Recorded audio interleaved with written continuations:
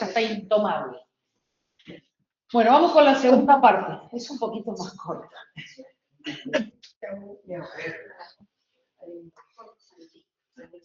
Vamos a ver ahora las fracturas del antebrazo, ¿Quién está presentando? las fracturas de la muñeca, las fracturas del cuerpo y las fracturas de la mano. Bueno, en relación a las fracturas del antebrazo, son fracturas sumamente frecuentes, son más frecuentes en niños que en adultos. El 80% se localiza a nivel del tercio distal, o sea, en este sector, acá, de la mitad hacia abajo. Profe, Sí, disculpe que la moleste. No está presentando el Power. a la miércoles. Yo puse presentación. ¿Qué pasó? A ver. Claro, esta cosa no me responde el teclado a mí. ¿Cómo hago para salir? Pero no, el teclado no. Ahí está. Ahí está. ¿Ahora? Al mí.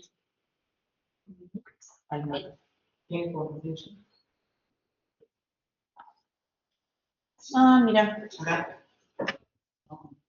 La verdad, me quede mal.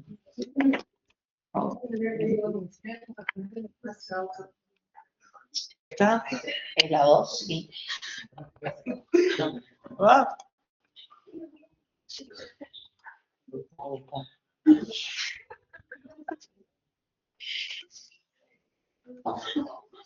Acá te creo que puede tocar acá. Ah, no cambia. Ustedes tienen que acá. Ponle la presentación. Ahí está. ¿Ahora? Perfecto. Gracias. Muchas gracias. El teléfono. ¿Eh? Tu teléfono.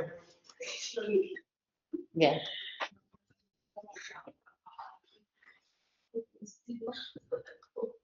Bien. Es importante porque acá podemos fracturar el cúbito solo, el radio solo, o los dos. Y además podemos tener una lesión, que son las luxofracturas que se producen a nivel del antebrazo, que son la lesión de Montegia y la lesión de Galeazzi, ya la vamos a ver. Y otra lesión más que se genera cuando se lesiona la membrana interósea, que se llama lesión de Essex-Lopresti. Bien, a ver si... ¿Ves que no anda el... No sé, pero... ¿No? Que siempre yo lo manejo con la flecha y no... Bien.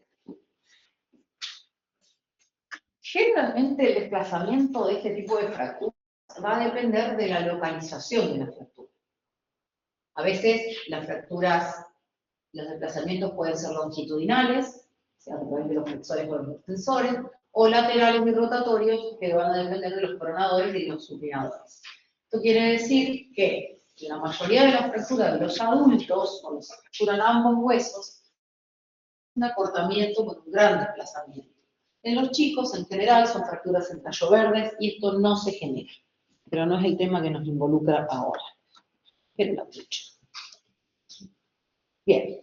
¿Cómo se van a clasificar? Las vamos a clasificar en general por su ubicación, en tercio superior, medio e inferior, por su tipo de trazo, en transversales, oblicuas, a tercer fragmentos o con minutas, pueden ser de cúbito, del radio o de los dos, pueden ser cerradas a luxaciones o no, y pueden ser cerradas o expuestas.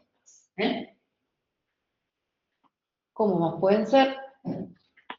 Generalmente tenemos el antecedente del traumatismo, hay mucho dolor, hay mucha deformidad, ¿sí? Hay una limitación funcional, ya sea a la pronosupinación, fundamentalmente, ¿sí?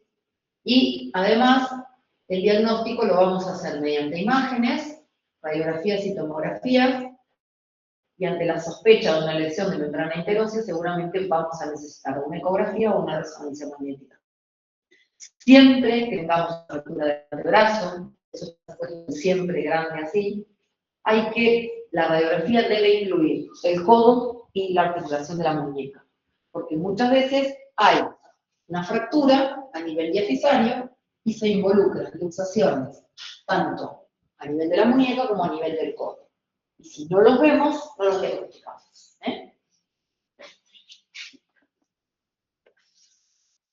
El tratamiento en general, se encuentran desplazadas o es un hueso único sin desplazamiento, el tratamiento va a ser una reducción o en el caso de inmovilización solamente, y las que están desplazadas o anguladas siempre van con osteosíntesis, ya sean blancos tornillos o algún enclavijado. Pero son, la mayoría de las fracturas del antebrazo del adulto son quirúrgicas. Su gran mayoría. ¿Qué complicaciones podemos tener acá? El famoso síndrome del compartimento, síndrome compartimental, que nos puede dejar lesiones muy complejas. ¿Se acuerdan que conté lo que era el mecanismo del síndrome compartimental, que es el aumento de la presión de un compartimento? Sí, que muchas veces no resuelve de manera espontánea y hay que intervenirlo. Hay que abrir la fascia para disminuir las presiones intracavitarias. La lesión de la membrana interósea, ¿sí? Lesiones vasculonerviosas, ¿sí? También puede haberlas, son raras, y las flicteras, que son esas grandes ampollas traumáticas que se ven, son como grandes ampollas que se generan por un traumatismo, por un traumatismo muy severo, por algún aplastamiento del miembro superior, que son bastante complejitas, se infectan con mucha facilidad. Bien, vamos a las lesiones especiales del antebrazo. Una es la luxofractura de Montegia y la otra es la luxofractura de Galeazzi. La luxofractura de Montegia es una lesión que involucra al cúbito, ¿sí? En su tercio medio o superior, como lo ven en la primera radiografía, que agrega la luxación del radio a nivel proximal, ¿sí? Fíjense en la radiografía de arriba, está la fractura del cúbito y la luxación del radio. ¿Lo ven? Bien. Y además suele agregarse la rotura del ligamento anular como consecuencia de esa luxación. Esto puede ocurrir tanto en niños como en adultos, ¿sí? En los chicos se suele ver esta fractura, no es que es poco frecuente, se ven. Siempre que se fractura un hueso solo del antebrazo, hay que revisar las dos articulaciones, siempre, porque seguramente va a estar luxado del otro lado, o sobre todo cuando se genera un acortamiento importante. Cuando se fractura el cúbito, se luxa el radio a nivel distal, cuando se fractura el radio distal, se luxa el cúbito a nivel proximal. Ya lo vamos a ver en las otras radiografías. La luxofractura de Montegia, la mayoría son por mecanismos de extensión, ¿sí? Que es la que generalmente la luxación se va hacia adelante, y las que son por flexión, que son menos frecuentes, la luxación se genera a posterior. Y el tratamiento en estos casos es siempre quirúrgico. Cuando uno reduce o coloca el implante en la fractura del cúbito, en general el radio reduce solo. O a veces hay que sostenerlo con alguna clavija. Pero en general reduce solo. La luxofractura de Galeazzi es al revés. Fractura la diáfisis del radio, ¿lo ven ahí? Nivel de la muñeca, ya está el gráfico. Luxa el cúbito distal y suele lesionar el fibrocartílago triangular y el ligamento radiocubital distal.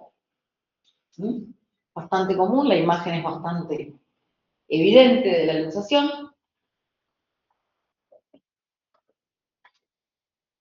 Se clasifica en tipo 1 con desplazamiento dorsal y tipo 2 con desplazamiento palmar. Ahí están las dos lesiones. Y en general el tratamiento es quirúrgico siempre. Hay que colocar un implante a nivel del radio distal y luego se realiza la reducción y una fijación con clavijas. Esas clavijas son transitorias. Se dejan más o menos 45 días y luego se retiran. Porque si no el paciente no podría realizar la pronosupinación, ¿sí? Eso se llama osteodesis. Cuando yo dejo una clavija de manera provisoria se llama osteodesis. Cuando dejo una placa con tornillos o un implante permanentes es osteosíntesis. ¿Está? Bien. Pero, profe, ¿irían ambas? ¿La osteosíntesis con placa también? En la fractura hay que fijarlo. Claro. Hay que fijar la fractura y lo otro se coloca para que no se reluxe el que está luxado. ¿Me explico? Ah, sí, está. Listo. Ahí vino el jardín.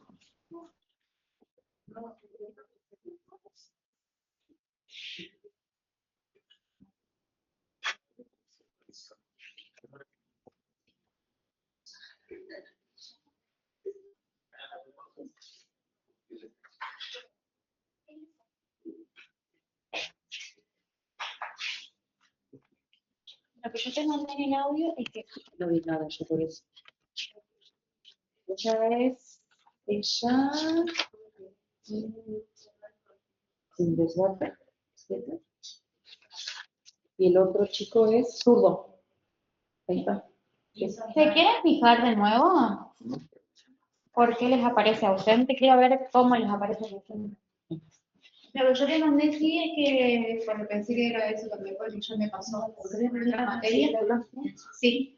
Está bien. Hicimos la pausa recién. Sí, esta es la que toman prácticamente.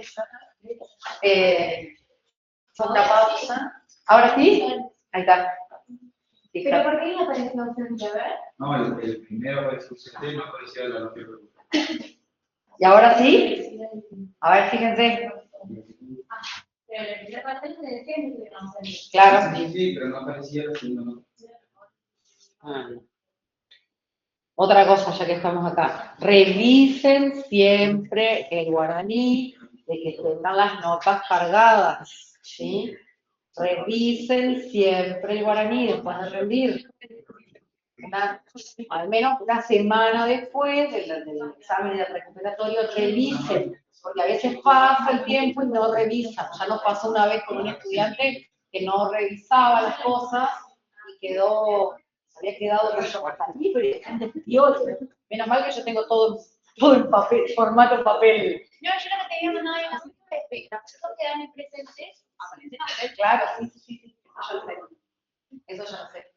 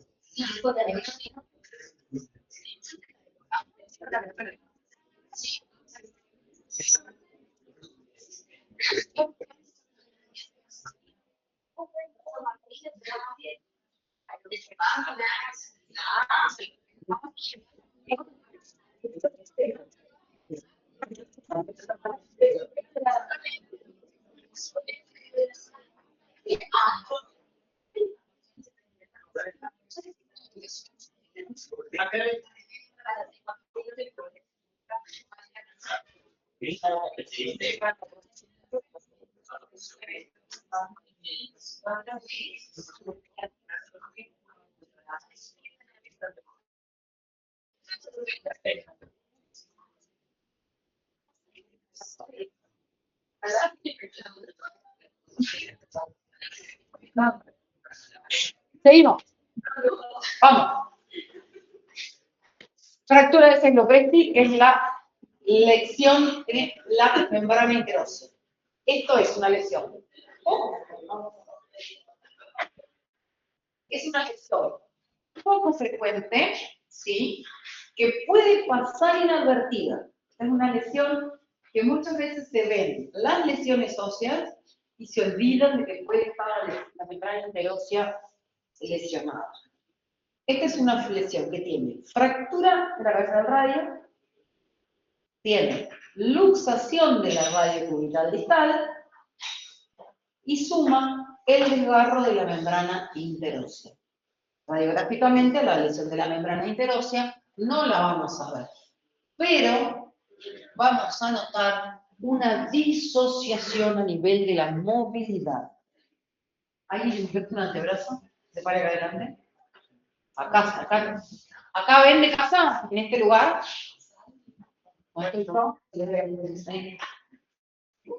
Más a la derecha, vaya, profe. ¿Así? ¿Me ven? ¿O no? Un poquito más allá. ¿Acá? Ahí la vemos a usted y ahí le vemos la mano nomás al compañero. La mano. Entonces, a ver, ¿para acá? Ahí sí. Bien. Cuando yo tengo una lesión a nivel de la membrana interósea, tengo que tomar estos 3 dedos por un lado, estos 3 dedos por un lado y estos 2 por el otro. ¿Lo ven? En extensión voy a hacer una maniobra. Si yo me tracciono de los dedos cubitales, voy a notar, si está rota la membrana interósea, que todo el cúbito se va a venir conmigo. Hago así y voy a notar que no solamente llega hasta acá, sino que el cúbito se va a venir hasta acá. Cuando tracciono los dedos radiales, me va a ocurrir lo mismo. Y va a generar mucho dolor en la cara anterior del antebrazo. Cuando hago este movimiento, no solo va a mover la muñeca, sino que voy a traer a todo el lado cubital y a todo el lado radial hacia mí, ¿está? Y en general es un paciente que además de tener la luxación de la radio cubital distal y la fractura a nivel de la cúpula o del cuello del radio, voy a tener también mucho dolor sobre la cara anterior, ¿sí? Donde se encuentra la membrana interósea, y va a haber todo un hematoma sobre la cara anterior, ¿sí? Y hay mucho dolor. Eso es típico de esto, de la lesión de Seglopresti, ¿sí? Es una lesión poco frecuente, pero puede ver. Ecográficamente se ve la lesión de la membrana interósea y en resonancias magnéticas también. El tratamiento, por supuesto, es completamente quirúrgico de esta lesión.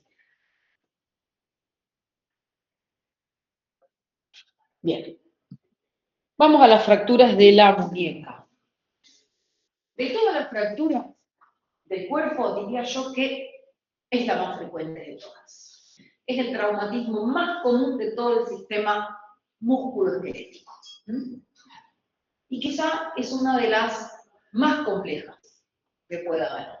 ¿Por qué?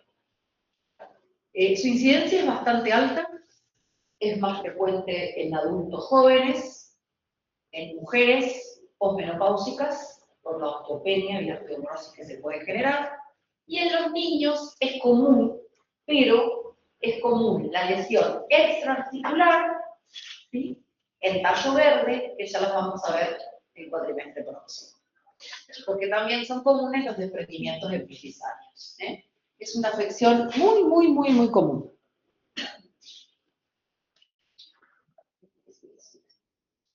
Que se me corre. Esto de no tener el coso está. ¿Cuáles son las causas? Traumatismos de todo tipo, por actividades deportivas, automovilísticas, caídas con la mano en extensión, en flexión, más frecuente en extensión. El cuadro es el de dolor, de deformidad de la muñeca, con gran complejo y limitación funcional.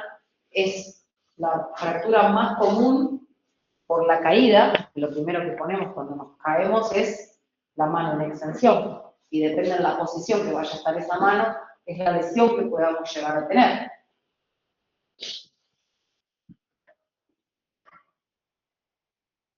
Bien. Las fracturas de muñeca nos vamos a dividir en dos grandes grupos. Las fracturas extraarticulares y las fracturas intraarticulares. Así las vamos a dividir. Las extraarticulares son aquellas que no involucran a la articulación, que se encuentran por afuera de la articulación, ¿las ven? ¿Sí? Y que son la típica fractura por caída, en extensión o en flexión. La más común es la caída en dorsiflexión, ¿sí? Bien. Esa fractura se llama fractura de Coles o de Buto-Coles. Es una fractura que en general tiene una angulación dorsal, como se ve acá, con una imagen característica que se llama el dorso de tenedor. ¿Por qué se llaman? ¿Vieron los tenedores de antes? No los de ahora, que son más adultos. Los de antes que tenían una caída, un cuello así o para atrás. Eso se llama imagen en dorso de tenedor. Y la fractura de Smith o Boylan-Smith es la menos frecuente y es esta. Es cuando la deformidad y el fragmento se va a palmar y no a dorsal.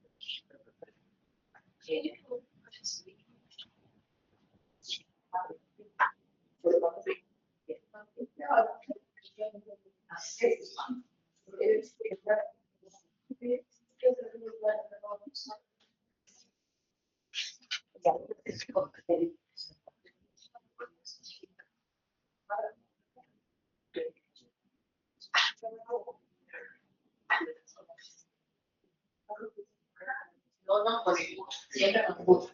Y hay que pedir cuidado. Ahí va. Seguimos. Bien. Seguimos. Ay, no. Bien.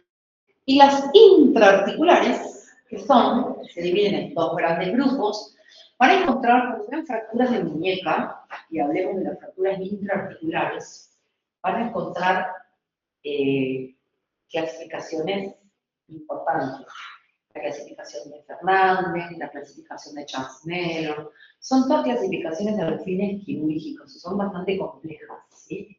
Nosotros por eso las vamos a dividir así, en extraarticulares e intraarticulares. Y de las intraarticulares vamos a hablar de las marginales, que se llaman, que son las fracturas de Barton, la Barton dorsal y la Barton palmar, y de las fracturas por impactación, también llamadas fracturas por die punch. Las fracturas de Barton dorsal y palmar son las fracturas marginales, que se llaman. Son fracturas que se ven claramente en una radiografía de perfil, como son estas imágenes, donde se ve, o acá, donde se ve, esta es una radiografía de perfil, donde se ve el fragmento, el volar o palmar, y el dorsal. ¿Lo ven? Es un desplazamiento como marginal, como en cuña. Son intraarticulares y son siempre de tratamiento quirúrgico. Fracturas tipo Barton, palmar dorsal. Volar quiere decir palmar, para que ustedes sepan. Los españoles hablan de volar. Volar, no sé por qué van a volar. Y la fractura por die punch es una fractura por impactación donde el semilunar actúa. Esta es la superficie del radio, ¿sí? Vista de abajo así, donde el semilunar actúa como el punto, digamos, de mayor fuerza de todo el carpo. Ustedes saben que el carpo actúa como un cóndilo, ¿sí? Entero, en su conjunto. Y el extremo lo ocupa el semilunar. Entonces, en una caída, por ejemplo, en este sentido, axial, ¿sí? El cóndilo del carpo, a través del semilunar, impacta en la superficie articular. ¿Me explico? Hace esto. Vamos a suponer que este es el semilunar, hace esto. Lo impacta y lo parte en mil pedazos, para hablar así en criollo y fácil, ¿sí? Entonces genera como una depresión intraarticular que puede llegar a generar una lesión multifragmentaria a nivel de la cara articular del radio. ¿Me explico? ¿Sí? Bien. Por eso es que son lesiones intraarticulares complejas, con minutas, desplazadas. Y estas lesiones a veces también pueden generar lesión de los ligamentos del carpo o alguna fractura a nivel del carpo, ¿sí? Ya las vamos a ver. Por supuesto que como toda fractura intraarticular, si está desplazada es quirúrgica, con diferentes sistemas, con osteosíntesis, con osteodesis, con algunos otros sistemas, y las que son extraarticulares y no están desplazadas se pueden inmovilizar. Pero si están desplazadas son quirúrgicas. ¿Está? Ahora vamos a las fracturas del carpo. En el carpo se puede fracturar cualquiera de los huesos del carpo. ¿Cuál es el más frecuente? El escafoide. ¿Qué característica tiene el escafoide? Tiene circulación terminal. Muy bien, ¿y eso qué significa? Pues, que puede generar necrosis. ¿Y qué quiere decir que tiene circulación terminal? ¿Cómo es la circulación del escafoide? ¿Cómo entra? ¿La circulación del escafoide entra así o entra así? ¿Por el polo distal era? Al revés. Al revés. Por el terminal y vuelve hacia arriba. El que se necrosa es el polo proximal.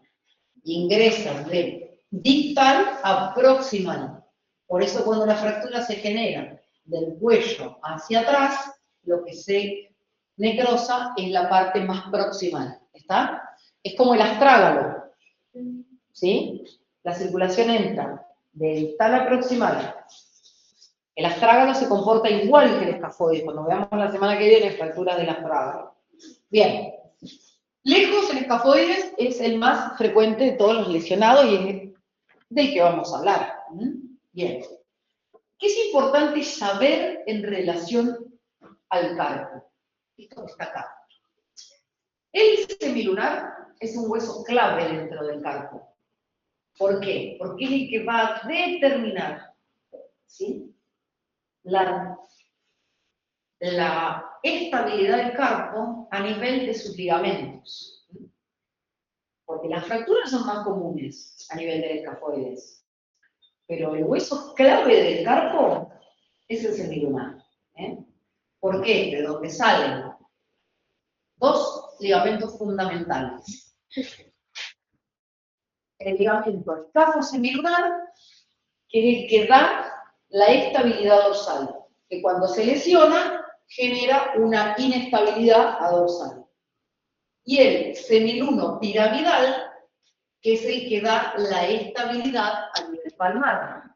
Cuando se lesiona genera inestabilidad a ese nivel. Cuando alguno de estos ligamentos está lesionado, se genera esto, que es una movilidad sincrónica del semilunar y da una inestabilidad a nivel del carpo, que es disociativa. Se abren y se cierran, se abren y se cierran, ¿sí? Se van abajo y arriba, abajo y arriba. Son claves. Estas lesiones suelen pasar desapercibidas, por eso hay que ir a buscarlas muchas veces. Quizás estén rehabilitando a un paciente que tuvo una fractura de escafoides y se encuentren con que a la movilidad empieza a haber dolor, que empieza a haber un patrón disociativo de movimiento en el carpo. A veces lo descubren los kinesiólogos. Y esas lesiones se llaman transescafos semilunares y transescafos perilunares. Pero bueno, eso es más por si las escuchan, por si les suena alguna vez.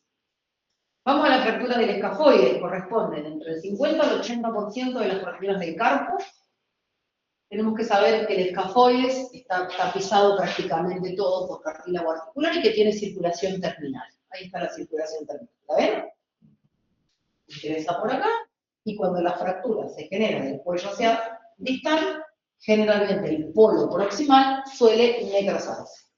Se da por caída de la mano, generalmente en extensión, con una desviación o una flexión radial de más de 95 a 100 grados. Esto es, queda comprimido en esa posición.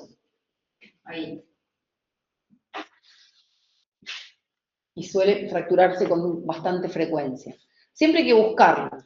Muchas veces no se ve la fractura del escafoides en unas primeras radiografías, ¿sí? A veces es necesario pedir una tomografía porque el paciente presenta clínica de dolor. ¿Cómo es el dolor del escafoides? El dolor del escafoides se produce en el examen físico cuando está fracturado, primero porque hay dolor en la tabacera anatómica, ¿sí? Segundo, hay dolor a la palpación del tubérculo del escafoides. Y tercero, se genera dolor por tracción del pulgar. Si yo genero que el paciente coloque su dedo pulgar adentro del puño, lo cierre y haga este movimiento, y hay mucho dolor, a veces ni siquiera lo va a poder hacer.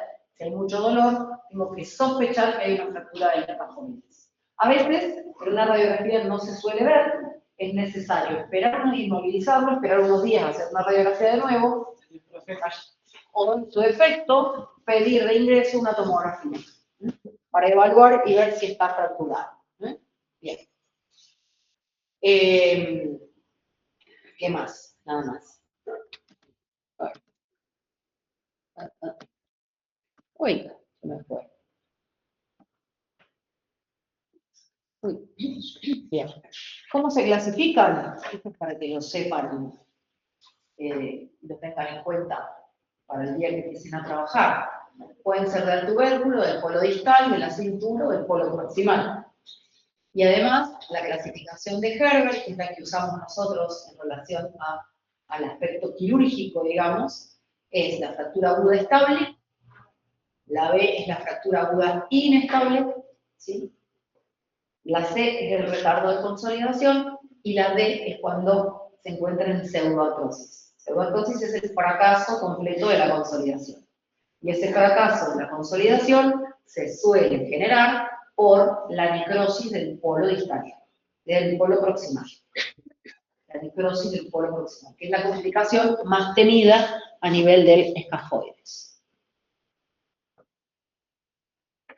El diagnóstico se hace por el antecedente traumático, por las maniobras positivas, lo que les explicaba, que se hace radiografía de frente y de perfil de la muñeca, y se hace una radiografía especial, que es el axial del escafoides, que es con placo radiográfico acá, se puede hacer una desviación cubital con tracción de pulgar para desplegarlo entero, o bien por la maniobra de Fischer-Smith en esta posición, pero que en general al paciente le duele mucho. Y si tenemos dudas, antiguamente se hacía un centellograma cuando no había resonancias, ¿sí? Para ver si tenía circulación o no. O sea, se hace más centellograma, es necesario, con una resonancia magnética, o a veces hasta con una tomografía ya tenemos elementos suficientes para saber si hay una lesión con afección vascular del escafoides. Ahora es más fácil diagnosticar, antes no. A veces vienen pacientes, adultos, grandes, que han tenido alguna caída, subida, con una restricción de movilidad a nivel de muñeca, hacemos una radiografía y nos encontramos con que hay artrosis del escafoide con necrosis del polo proximal que nunca fue diagnosticado. Muchas han pasado así como que nunca las vieron. Las estables en general y que no afectan el polo proximal se inmovilizan mediante un inmovilizador de yeso que toma el dedo pulgar y hacia arriba del codo. Se inmovilizan de 8 a 12 semanas. ¿Sí? Los primeros 40 días con codo inmovilizado, los segundos 40 días con el codo liberado. Se utilizan mucho los inmovilizadores actualmente, se usa poco el yeso, pero sí hay que tener en cuenta que el pulgar debe quedar inmovilizado. Y en las fracturas que son inestables o que afecten al polo proximal, o que ya tengamos una pseudoartrosis, un retardo de consolidación o una necrosis del polo proximal, hay que tener en cuenta que son quirúrgicas, porque pueden dejar secuelas importantes a nivel de la movilidad de muñeca.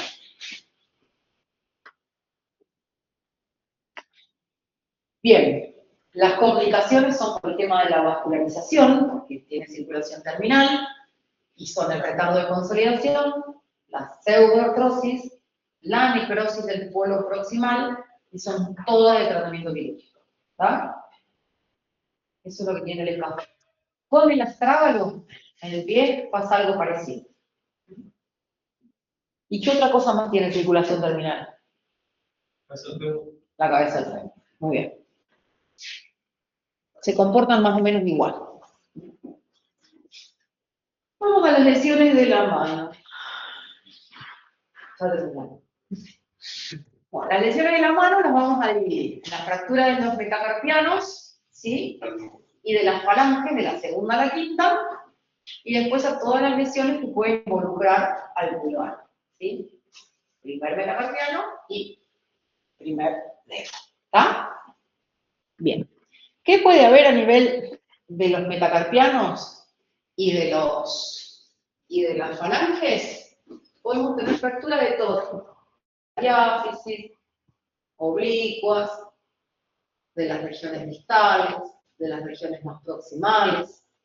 En general son bastante simples de tratar, se producen por caídas de la mano, algunas por traumatismos directos, otras por lesiones de mano traumática. La mano traumática es una entidad de la traumatología. La mano traumática son aquellas manos que pueden sufrir abulsiones, aplastamientos, arrancamientos, lesiones por maquinaria. No se olviden que puede haber lesiones por sobadoras, por máquinas de picar carne, por sierras circulares, por sobadoras en las panaderías, por aplastamientos de la albañilería, por cosas que caen sobre la mano y pueden generar lesiones óseas, articulares, ligamentarias, musculares, lesiones expuestas y lesiones tendinosas, sobre todo. ¿Está? La mano traumática es toda una entidad dentro de la traumatología. Las lesiones más frecuentes, o el 10% o más comunes en la mano, se dan por traumatismos directos o indirectos. La mayoría son por lesiones deportivas, por accidentes en la vía pública, lesiones laborales. Y hay una muy común, que es la fractura del boxeador, que suelen darse a nivel del quinto metacarpiano, ¿sí? Que se genera por un traumatismo, que es lo que se llama el boxeador, porque es con puño cerrado, que normalmente con un puño cerrado que impacta, deberían estar involucrados los tres primeros metacarpianos. En este caso se genera una rotación hacia radial y el que impacta es el quinto. Y ese es el que genera esta fractura y esta, o esta. ¿Sí? Las fracturas más comunes son las de este lugar, que es la parte distal, ¿sí? Con caída hacia palmar de la parte más distal del metacarpiano. Puede pasar en cualquiera de los metacarpianos. La diferencia es que si pasa en los metacarpianos centrales, generalmente se están sostenidos por los otros metacarpianos, ¿sí? En cambio, el quinto, en general, suele desplazarse porque del lado cubital no tiene ningún apoyo.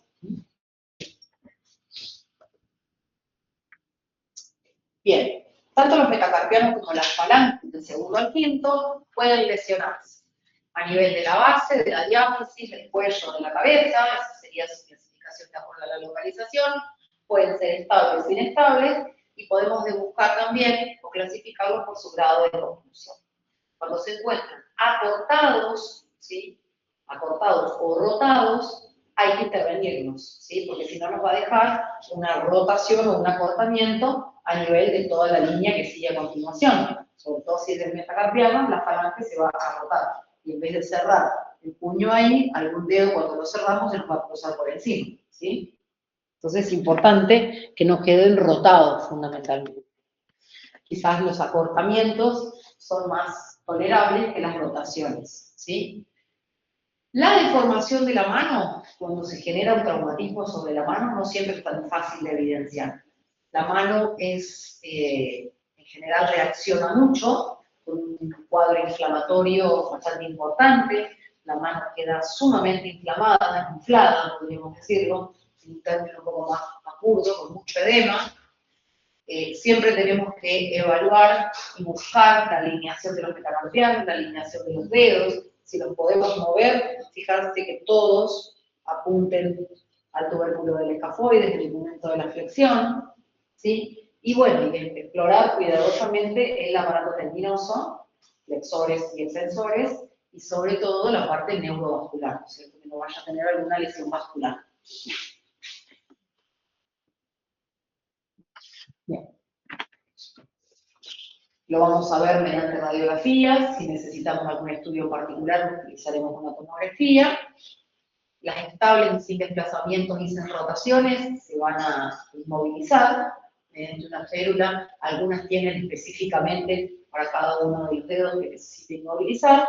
Y otras veces, cuando están separadas, desplazadas, inestables, o cuando son fracturas expuestas o lesiones por manos traumáticas, con heridas múltiples, por supuesto que va a necesitar seguramente un tratamiento quirúrgico, ya sea por poliquirúrgica en fracturas expuestas y para estabilizar las fracturas. Muchas veces están asociadas también a lesiones, como he explicado, de los tetones flexores y de los tetones extensores. Y algunas también con lesiones articulares complejas. Vamos al pulgar, que acá tenemos como para hacer dulce con el pulgar. Bien. Las fracturas del primer metacarpiano, del pulgar, pueden tener, en la base pueden tener 3 lesiones. La luxofractura de Bennett, la fractura de Rolando y las fracturas extraarticulares. Después tenemos las fracturas de las diáfisis, la de la epífisis distal de la cabeza, que son similares a las que vimos hasta ahora. Y en las fracturas de la primera y la segunda falange no difieren en general de las otras lesiones, ¿eh? Pero acá lo más importante que vamos a buscar y vamos a evaluar son las fracturas de la base del primer metacarpiano. Las fracturas de la base del pulgar, como decimos nosotros. Ahí está. La fractura de luxación de Bennett. Acá está el dibujito. Primero, es una fractura de luxación. ¿Por qué? Porque es intraarticular. ¿Sí? Hay un fragmento que queda fijo, ¿sí? Intraarticular, que es más medial, sería acá quedaría sostenida, y el resto, por tracción del aductor largo, se viene hacia proximal el dedo. ¿Lo ven? Ahí el dedo se desciende y se achica el primer espacio. ¿Es fácil reducirlo? Sí, porque yo hago una tracción y se reduce fácil. Pero cuando lo suelto, se me viene de vuelta. Entonces, es quirúrgica siempre. Es sencilla, el tratamiento quirúrgico es sencillo. Lo que se hace es, ¿ven? A veces se puede utilizar una placa y el sistema más fácil para intervenirla es esta. Se genera una tracción, se coloca una osteodesis, o sea, una clavija percutánea, y se deja inmovilizada bajo un yeso o un inmovilizador con una clavija que queda una punta afuera. Cuando consolida la fractura, retiro la clavija y se termina el problema. A veces se puede utilizar una plaquita, a veces se puede utilizar un tornillo también, pero esta es la técnica más común. ¿Sí? Técnica de Isling se llama. Bien. La otra es la fractura de Rolando, que es cuando la base se fractura en I o en T. También es intraarticular. Es muy parecida a la anterior, porque el fragmento medial queda sostenido, el abductor se lleva este fragmento y el resto del dedo queda flotando por la vida. En este caso, la maniobra de reducción, ¿me va a servir? ¿Por qué? Porque hay un fragmento que me va a quedar traccionado por el abductor. Perfecto. Entonces, en este caso, lo que hay que hacer es volver a rearmar la articulación y colocar un implante. ¿Están? ¿Ven que son 1, 2 y el fragmento de la diáfisis? ¿Lo ven? ¿Lo ven a la lesión? Bien. Así que es inestable y es quirúrgica. Esta es la otra lesión. Y por último, tenemos un temita con las fracturas de la base y de la diáfisis que son extraarticulares de este primer metacarpiano. ¿Qué nos va a pasar si se fractura la diáfisis? ¿Hacia dónde se nos va a ir? Hacia adentro, a cubital, digamos, hacia allá, hacia cubital. Se nos va a ir y se nos va a disminuir la primera comisura, ¿sí? Entonces, ¿qué vamos a tener que hacer? Si bien es extraarticular, me va a cortar el metacarpiano, me va a disminuir la primera comisura, ¿ven? Fraccionada en abducción, y voy a tener que fijarla de alguna manera con clavijas o con tornillos para que el primer espacio me quede sostenido en su posición. ¿Está? Porque es muy importante, ustedes saben que la función del pulgar en la mano es la más importante, la oposición. Si yo no tengo el primer espacio, ¿cómo hago? No puedo. ¿Sí? Entonces, es muy importante volver a restaurar la función y la fractura que tenemos a nivel de pulgar. Y nada más. Agotador, ¿eh? ¿Entendieron? ¿Se hizo largo? Sí. Esta era más corta, ¿vieron? La otra fue más larga. Bueno, ¿pregunta? Aburrido, dormido de tanto. Agotado de... Profe, la clase que viene, ¿qué damos? Igual que hoy, miembro inferior. ¿Alguna excepción de lo que antes se daba y ahora no? Vamos a ver todo, menos lo de ortopedia infantil. Ok, Ninguna excepción. listo. Nos vemos. Gracias, chau, chau. Chao.